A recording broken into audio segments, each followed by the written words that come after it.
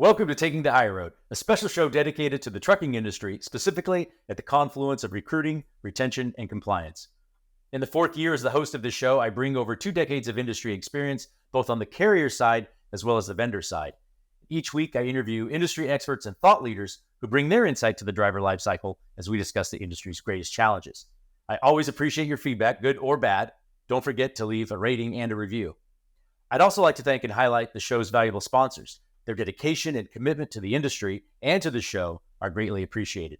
If you're interested in being a sponsor of the show or joining me for an interview, please email Jeremy at takingthehighroad.com.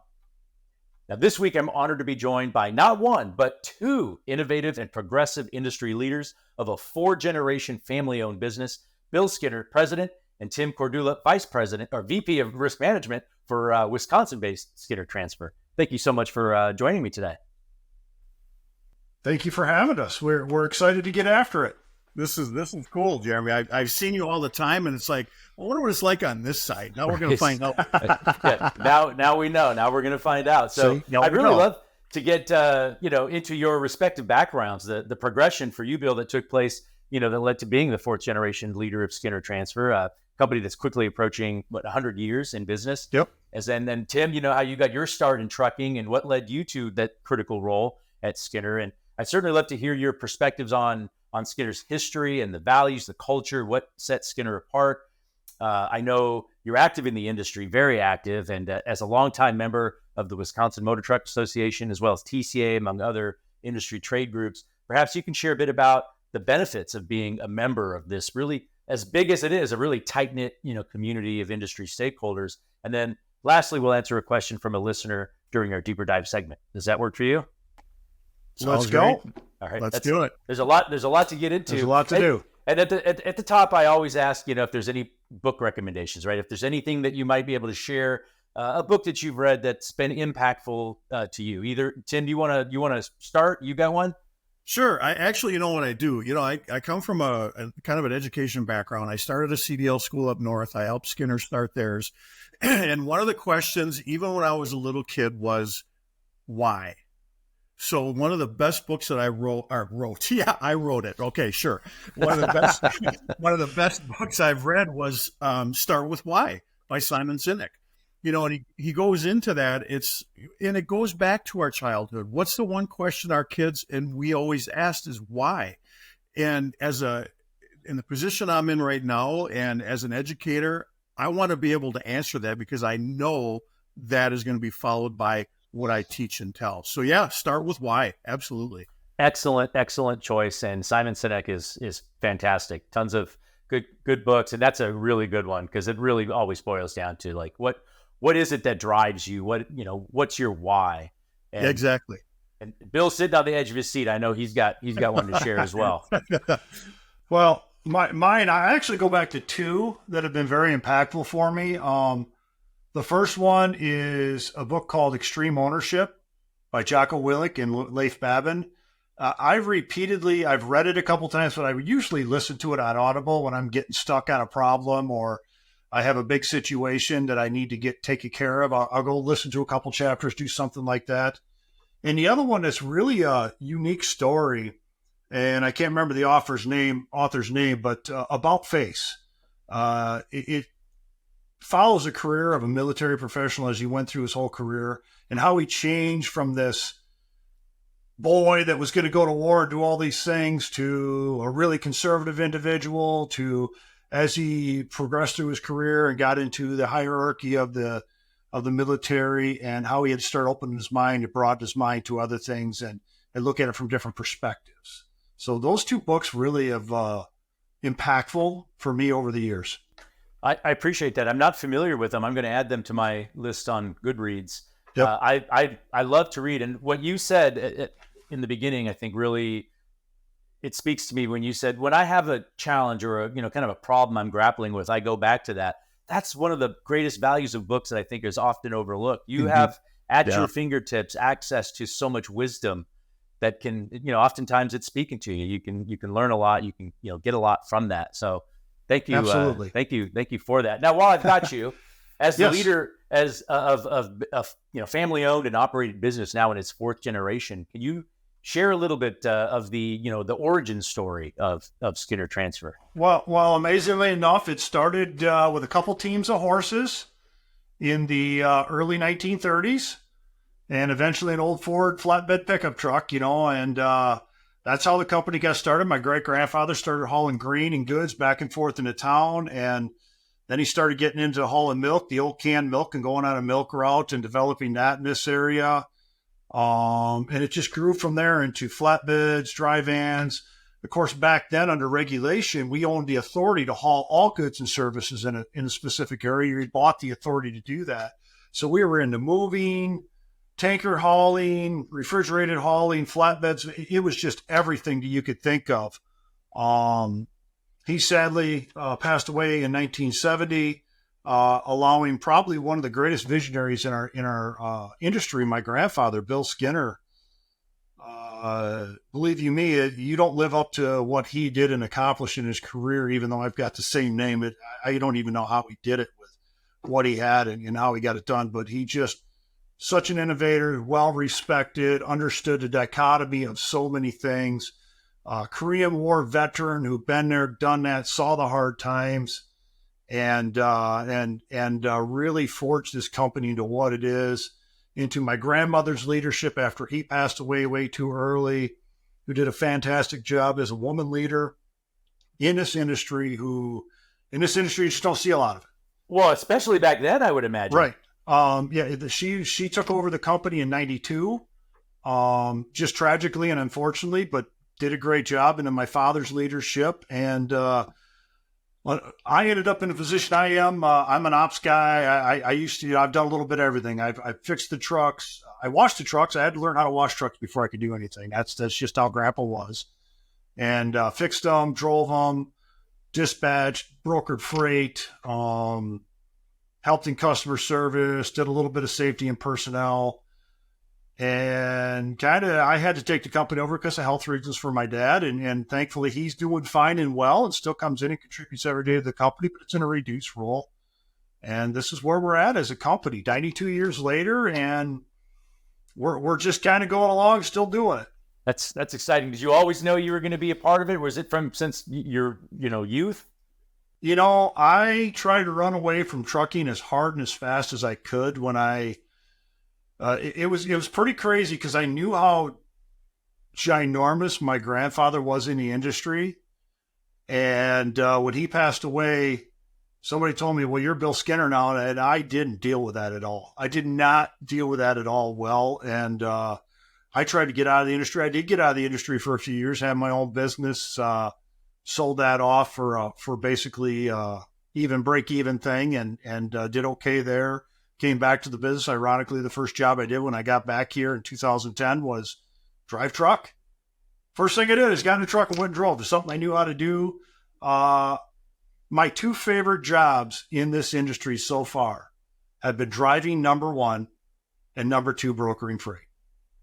I hate to say it, all truck drivers broker freight. It is kind of a fun gig because it's exciting and you're doing something all the time. But all-time favorite job was driving, the adventure of it, let's go get this done. Let's figure out what we're going to do today. Let's problem solve. Let's do it. Well, being a driver, I'm sure that helps you just relate so much more to the drivers of your fleet and just the rapport, the relationship that exists because they know that you've been there and you've done that and love it. It does, but it's such a different time because I drove in the mid-90s and then the mid-2000s when it was still it's still a fun industry, but it's so much more serious than it used to be. It used to be, hey, let's just go get this done and get things done, but now everything's so intense. So I would say the job of truck driving has gotten a lot harder the last 5 to 7 years than it ever has been. And I just take my hats off and applaud our women and men out there who do one heck of a good job. I'm telling you, the rate of accidents we have in this country for the volume of trucks we have on the road compared to where we were even 15, 20 years ago with less than half the trucks we have on the road is incredible.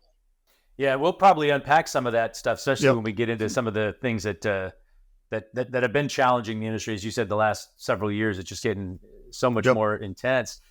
Tim, how did you get your start in the industry, and what was it that attracted you to risk management specifically, where you've obviously planted your flag? Well, I actually got started. My uncle was a truck driver years ago when I was just a little lad. And he actually, one of his runs was hauling elephant and rhino manure from the Brookfield Zoo to the Campbell Soup Company in Glen, Michigan to grow mushrooms. Wait. To the Campbell Soup Company? Yes, that's what they grew their mushrooms in, was rhino and elephant poop out of the Brookfield Zoo. So we pulled this steamy, uncovered trailer full of rhinoceros and elephant poop across the Chicago area up into the lower part of Michigan. And I just watching them shift gears and the smell of the diesel and, of course, the smell of the manure, But I didn't probably made Chicago smell better. I didn't, and I always loved trucks. I mean, I grew up around my uncle, but I also grew up around my dad, who was a marine mechanic. And it's like, I don't know which way to go. So eventually I took a job with a major beverage company and started hauling, Pepsi products, single axle side bay trailer. And I really got to like it. And it's like, you know what? I want to take this the next step. So I got a job with an LTL carrier. It actually was promoted to a freight operations supervisor, and decided, you know what, I want to go even further. I want to expand into regional over the road sleeper trucks. Went to another company, got out of it for a little bit, actually went back to Pepsi, did some sales, and just realized that trucking, I think, is where I want to go. And the funny thing is, at a younger age, I took a career assessment right out of high school, and the guy comes back and says, well, you're either going to be a truck driver, a mechanic, or a teacher. Well, I've been all three. Okay. I drove for 15 plus years. I've been in the industry for almost 30. I work on my own stuff, and I also, teach CDL training. So, and I love it. I love every part about it. As far as the risk management part, I worked my way up into the safety department at another company that I used to work for.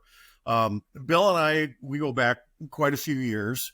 And we had lunch one day. Actually, it was at a board meeting. It was at a Wisconsin Motor Carrier Association board meeting. And Bill said, Tim, I'm looking to grow my safety department. I'm looking to grow the company. At that time, I was looking to advance my career a little bit more. Bill and Steve have been just tremendous at giving me that opportunity. So here I am. Here I am with Skinner, and the risk management part of it I love, because I can do a lot of the same thing I was doing as a CDL instructor. Educate our drivers, train them, communicate with them. Where our regulations are right now, and it's communicating with them. So I'm a learner. I'm one of these nerds that gets up in the morning, and the first thing I do is fire up the computer and look at, transport topics, freight waves, anything I can get my hands on to find out what's going on in the industry. So that's kind of how I got started, and that's where I'm at, and I don't plan on going anywhere. Yeah, we can relate to the sense that once you get into the industry, if you really commit your heart, to it, you're never going to leave. Why would you? Nope. There's just no reason to. There really isn't. There's just so much. Trucks aren't going anywhere. As much as we want to say it's going to go all, autonomous, that's not going to happen in our lifetime. You're always going to need an operator or a pilot or whatever you want to call it. So the industry's here to stay for sure. Yeah, and before I didn't mean to even pass this up, I am curious if you can share what all does Skinner Transfer do, because you've got a CDL school. That sounds like that's where your heart is, Tim, among other things. But yeah, what else does Skinner Transfer? Tell me all about it. Yeah, we're 100 truck fleet. We're primarily a dry van carrier with a small reefer division and a very small pneumatic division. We service the lower 47 states, as I say it, with the new laws in California. I don't go there unless my customers pay me a king's ransom, which they won't do right now. So, but primarily upper Midwest out through PA, the Scranton, PA area, upstate New York, little bit out to the Portland, Maine area, but mostly Ohio, Michigan, Wisconsin, Minnesota, Indiana, a little bit of Iowa, a little bit of Kansas. That's really where we drive our trucks and drive our business. A lot of general goods, you name it, plastics, glass, automotive, just whatever all gets hauled in a dry van. We used to do quite a bit of hazmat that's slowed down over the years as our customer base has changed, our customers' needs have changed. Family orientated, we still get 95% of our drivers home weekly. And that's just how we're kind of built. That model's changed a little bit with the times that we're facing, because you're trying to balance out getting drivers the correct paycheck they want, along with shortness of freight and profitability for a company. So we've had to do some hard things and change what we're doing a little bit here recently. But overall, it's been well received, and we've done some good things that have been impactful to keep things moving along in a good way. Well, you touched on the fact that, things are a lot more serious than they used to be. It seemed to be a lot more fun. And I think a lot of that is kind of revolves around risk and some of the challenges that the industry faces, certainly from a plaintiff's attorney standpoint, nuclear verdicts and settlements and so on. And so just curious from your perspective, why is managing risk such a vital undertaking for any carrier, especially in today's environment, amongst the things that I just shared? Well, look at the complexity of our industry. We've got to deal with weather. We've got to deal with traffic. We've got to deal with regulations. We've got to deal with, freight volume. Look where we're at with freight right now. And obviously safety for certain. There's no question about it. We want to communicate so many different things. The regulations are changing daily. And what a better way to do it than to be proactive with our drivers rather than reactive. So, we're part of a captive insurance group, so that helps us, and they're great at giving us guidance too. But here again, we want to be proactive, and let's mitigate before we have to actually be reactive to a situation. You touched it, Jeremy, lawsuit abuse, nuclear verdicts. There's actually a House bill right now, and it was introduced by Representative Cuellar out of Texas. And what it's going to do, if it passes, and it's got legs, it's probably going to pass, it's going to make it a federal crime to stage an accident. Now, who would have ever thought that it would take legislative action to make it a federal crime? It's a state crime right now, but for those that like to stage these, brake check in front of a semi and claim all these injuries. As you know, I was in Washington, D.C. last week, and I was talking with another member of our association, and they had a situation where they had somebody walk in front of their truck as it was idling through a parking lot at about 2 miles an hour and filed a lawsuit against them for personal injuries. It's things like this that we need to get involved, but the drivers need to know about this too. We recently instituted inward facing cameras, and of course we didn't get a lot of buy-in at first, but when we can start exonerating drivers by showing them the footage and showing them what they did right, we're getting a lot of buy-in. So that's what I mean. Let's be proactive. And that's what we're trying to do here is be as proactive and mitigate that risk as much as we can. Well, you mentioned, being at Collin, Washington, being in DC. You are so active in your state association, Wisconsin Motor Carrier Association, certainly TCA, and have been for a really long time. Could you share, just how important is it to be engaged in the industry, and how do you feel that that's benefited you and Skinner? Oh, it's an uncommon thing that while us as trucking companies are very competitive with each other, and part of that competition is one-upmanship on safety, or how do we do this, but another part of it is sharing knowledge with the good people in this industry. There's tons. We're fortunate in Wisconsin to have some of the best trucking companies in the world. We've got, I don't know how many fleets that are in our captive group alone that have been best fleets to drive for year in and year out. And they're just elite. So it's great to be with those people, be active with those people, and understand what they're doing, because they'll tell you what they're doing. They're not going to give you away the secret sauce, but they'll tell you, this is how we're handling this. This is what we do. And that's very powerful for us. It's impactful. Even our captive group, it's a competition. Who's going to get the award next year? Who's going to do that? Who's going to get the highest scores? Until recently, we didn't know 100% was possible in our captive group. Not one, but two carriers in our group got it this year. So in a TSA scoring. So that was now we're trying to strive for that, it's going to be difficult to do because we're our own company. We do a few things that some of our other captive members don't do that allows them to get that, but we can get there.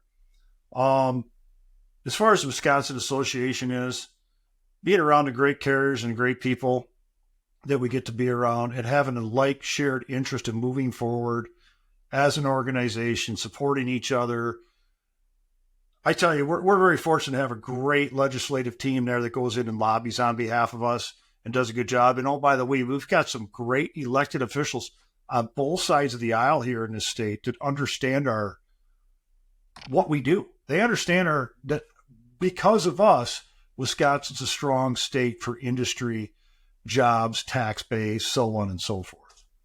So ATRI had put out a report, I think it was third quarter last year or so, referencing the fact that companies that are members of state associations and national associations are considerably safer. And I think kind of that you're a testament to that for sure. And so, yeah, Tim, you mentioned the call on Washington. What could you share, like, for those who don't know what that experience is like?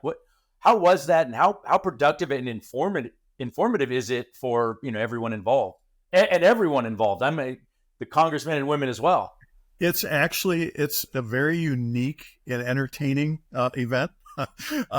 This is the fourth or fifth time that I've been there with Wisconsin a couple of times, Commercial Vehicle Training Association a couple of times. And what we find is our Congress folks are just not, and I don't mean this in a bad way, but they're not educated in our industry. Okay, so when we come in and we talk to, and it's usually a staffer, a lot of times the senator, the representative will be there too. But when we talk to a staffer, they're in there taking just copious amounts of notes, and they're asking a ton of questions. We get the same thing with a senator or a congressman or congresswoman, same, either way. And they're very receptive at what we say. They want to learn. And the call on Washington last year actually produced 7 co-sponsors on various bills from last year. And it looks as though we'll probably get the same result this year because we had definitely a lot of positive. We did have a couple that really kind of, their heads were imploding when we were talking to them. And they didn't really have the time to learn. But I would encourage anybody in any association or even on your own. You don't have to belong to an association to schedule an appointment with the legislator. You can call their office. You can get in there. You can talk to them. Let them know what the issues are. It's worth it. I know Bill's going to go next year. He's already chomping at the bit. Can't wait to talk to these people. It's a little scary, but that's okay. You're scared of me going to Washington? I'm not scared. No, they should be scared. They should be scared. I've had the privilege of having a United States senator at a CDL school that I ran before. I actually had the privilege of being at the White House a couple of years ago and meeting the president. That was based on the infrastructure speech that he gave a while back. So it's something that it's a highlight of my career, dealing with this. And it's knowing, not thinking, oh, maybe I can make a difference. It's knowing that I can make a difference because the voice definitely does. So yeah, I encourage anybody that wants to do it to just do it, get out, get involved. It's not scary. They're more afraid of us than we are of them. So. Yeah, you know what you're talking about. They don't know what you're talking about. You need to educate them. There's a famous saying about if you don't have a seat at the table, you're on the menu, and that's the whole. Correct. You got to be there. Yeah. You got to be part of the conversation. Exactly, and we do it with respect. We respectfully educate them. It'd be easy to go in there and say, "Well, you're a real crackpot. You don't understand anything." But even if they come at us with a negative outlook at first, usually we walk out of that office with everybody being on the positive. So it's definitely well worth it. So this market right now that we're in, this has been tough, right? Especially for smaller fleets. My question to you, especially Bill, being around as long as you have been in the industry, fourth generation, what advice do you have for smaller fleets who have dreams of growing into a multi-generational business, but are going through one of the most challenging times of the past 20 plus years? I tell you what, this downturn, and thank God my father's been around a long time, and I've got a few other mentors in the industry that I lean on occasionally. It's unprecedented how hard and fast and how low it's gone. When we saw the 2008 collapse, it went low, but it didn't go like this one did. But they always say the boom is always going to leave a bust that's almost twice as bad as the boom. And it's hard. I mean, the biggest thing is understanding your numbers. And that's one thing that I've had to get an education on and I had to really dig in and learn about over the last couple of years. Don't be afraid to ask for help. My God, we use a consulting firm from time to time. We've used it when it's been good times to squeeze more out, but this time you call them like, hey, this isn't looking good. What do we need to do just to get you refocused and stuff? Yeah, it's a lot of money, but in the end, sometimes you need that outside influence just looking at you going, hey, get this. This is where you can improve. This is, and it get your creative juices flowing, get your mind working, having good teammates and being honest. We have a forum every week. It's a management accountability meeting. And what's said in that meeting, nobody takes it personal. It can get a little rough. It is what it is. We need to get through it. We need to have an honest discussion and work through the really difficult points. There's a bunch of us out here that are really struggling. There's no doubt about it. I mean, I feel pretty good because our trucks are moving pretty good. Is it at the rate per mile that I wanted at? No, but we're moving along. We're doing okay. Our miles are down, our numbers are down, but we're not as deep as some that I've talked to. And I feel by fourth quarter this year, we'll start seeing a small uptick. I think Bob Costello said the same thing a couple of weeks ago when Tim was at an event and he spoke. That's kind of what the indication is. We'll see. We don't know. We have no idea. Yeah, but what we do know is we are still incredibly important industry. It's not going anywhere. Nothing fundamentally has changed, but kind of to your point, when the pendulum swings real far one way, it's going to come back. I mean, it's just the way it is. Yeah. It's a cycle and it's a continuous cycle. And I think a lot of us, including us, it was easy. We hit some easy buttons back in when it was just easy to make money. Maybe didn't do things correctly, a couple different times that maybe would have helped us out in the long run. We didn't do anything that wasn't correct. It was just, okay, we're going to take a risk here and see what happens. And now we're here. And now we got to be careful and we got to do the right things and we'll be fine. We'll come out of this on the other side looking okay. Stronger because we're learning. Definitely stronger because we're learning and understanding ourselves better. So now, Tim, you were going to say something. Yeah, I just on that kind of on that same thing, we're talking about the pendulum swinging back and forth. I listened to Jim Ward, president of TCA, speak at our CVTA conference last week in Dallas. And something that really stuck out that he said was prepare to persevere and then persevere. Prepare to endure and then endure it. And I think that's what we're all doing. And I know that's what we're doing here at Skinner. There's no question about it. We're just making the adjustments. And I thought that was so well said. And it's like, that's the honest to God truth. That's exactly where we're at right now. Yeah, well said. And I know we've got one question left. It's our deeper dive question. So this is a segment where we take a question from one of our listeners. Today's deeper dive question is brought to you by Carrier Intelligence. And the deeper dive question is, I'm new to a safety and compliance role. Is there a good 101 course to help me learn quickly? Tim, that may be something that you want to... I think we've pretty much answered that question throughout this interview. And the answer to that is yes, there is a good 101 course.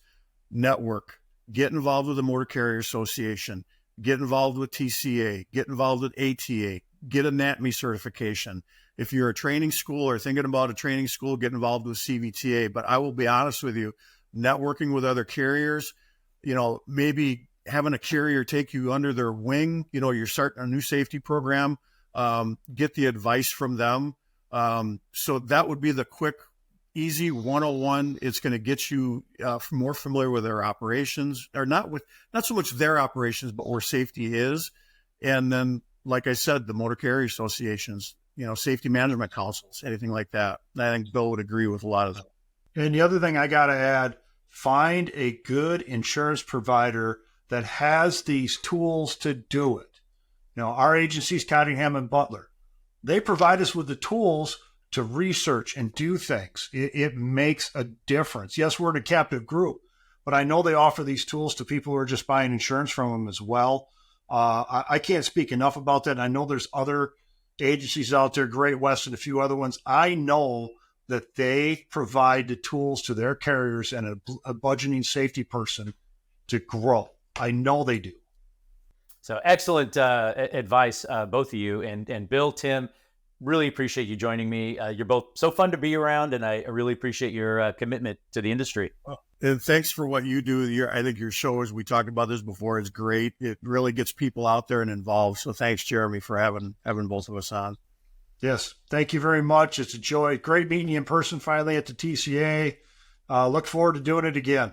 Awesome. Well, thanks for joining me for another episode of Taking the High Road. And stay tuned for the next episode as I'm joined by co-founders Patrick Vizentainer and Spencer Ware, CEO of Repower. Once again, special thanks to the sponsors of the show. We really appreciate you. If you're interested in being a sponsor or joining me for an interview, please email Jeremy at takingthehigherroad.com. Until next time, thank you for taking the higher road.